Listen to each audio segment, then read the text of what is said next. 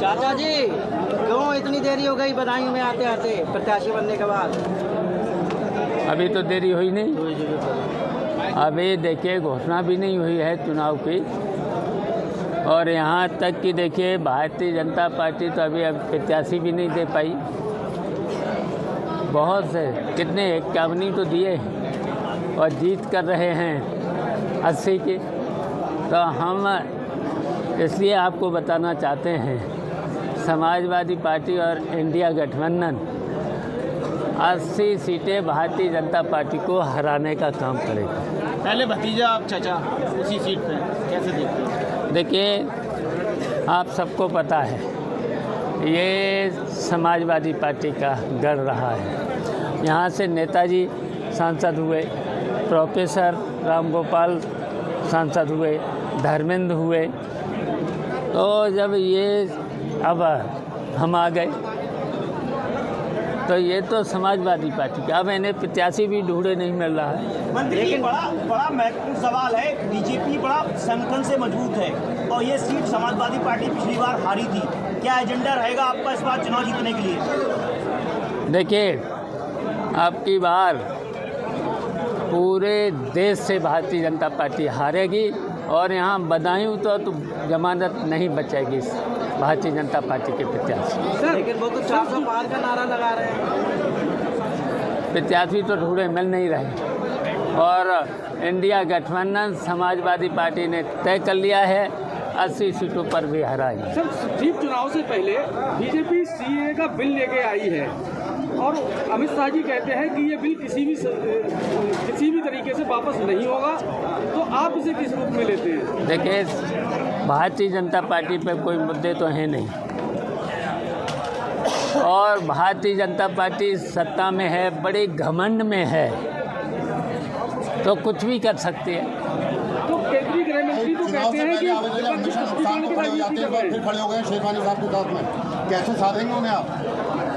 देखिए अब हम आ गए, शिवपाल सिंह यादव आ गए यहाँ, तो सलीम शेरवानी हमारा साथ देंगे और जो भी रहे हैं उनको सबको हम ठीक कर लेंगे, मना लेंगे। जनता की भावनात्मक रूप से आपको स्वीकार नहीं कर पा रही है, तो कैसे दिल में उतरेंगे आप उनके? धर्मेंद्र यादव का भी नाम है उनके। देखिए सब साथ रहेंगे, सलीम शेरवानी हैं, जितने भी नेता हैं सबको मना लेंगे, उनके घर चले जाएंगे और सब ठीक रहेंगे।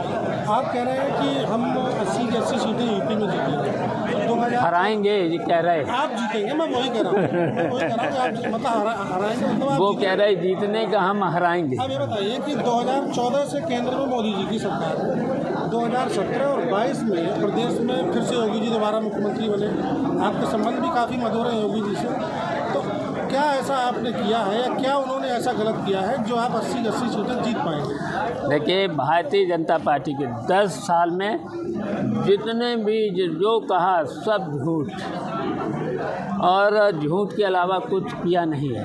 अब यहीं बता दो, बदायूं में हम बता दो, एक काम इनका बता दो। और समाजवादी पार्टी के जब नेताजी से ले, प्रोफेसर से, धर्मेंद्र से लेकर कितना विकास हुआ है, और यहाँ एक काम बता दो। और जितना भी इन्होंने देश के लिए और देश की जनता के लिए केवल धोखा देने का काम किया है। समाजवादी पार्टी के गठबंधन में है कांग्रेस पार्टी, अभी स्वामी प्रसाद मौर्य से मुलाकात हुई है उनके एक पार्टी के बड़े नेता की, तो क्या कयास लगाए जा रहे हैं कि स्वामी प्रसाद मौर्य शामिल हो सकते हैं गठबंधन में?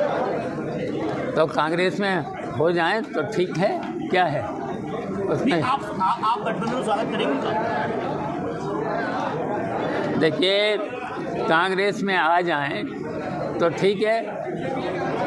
सर चुनाव से पहले अयोध्या जाएंगे? जी, चुनाव से पहले अयोध्या में राम जी के दर्शन करने जाएंगे आप? देखिए अब मंदिर तो बन ही गया जी हैं, और जब भगवान जी बुलाएंगे जरूर जाएंगे। सर रामनाथ कोविंद जी की अध्यक्षता में वन नेशन वन इलेक्शन पे 1,85,000 पन्नों की एक रिपोर्ट सौंपी गई है, तो आप इसे किस रूप में देखते हैं? क्या देश में एक ही चुनाव होना चाहिए? अब देखिए भारतीय जनता पार्टी मैंने पहले ही बोल दिया है, बड़े घमंड में हैं भारतीय जनता पार्टी के लोग। नहीं तो कई राजनीतिक ऐसे ही दलों के साथ वादा करने के बाद ऐसे ये वोट पे आ रही है। उन्होंने देखिए जितने वादे किए सब खोखले निकले। अभी तक इनका कोई वादा पूरा हुआ नहीं, केवल देश की जनता को भ्रमित किया है। उससे देश बहुत पीछे गया है और जनता को कोई लाभ नहीं मिला है भारतीय जनता पार्टी। और भारतीय जनता पार्टी जब बड़े सत्ता में है, बड़े घमंड में है, तो कुछ भी कर सकती है। आपकी क्या क्या प्राथमिकताएं रहेंगी बदायूं में चुनाव? बदायूं में विकास हमारी प्राथमिकता रहेगी।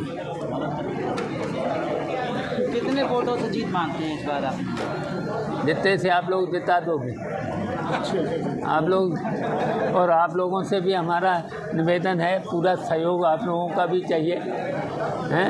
हम तो कहेंगे कि जमानत जब्त करा दो भारतीय जनता पार्टी के प्रत्याशी।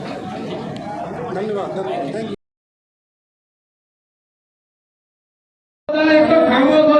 जी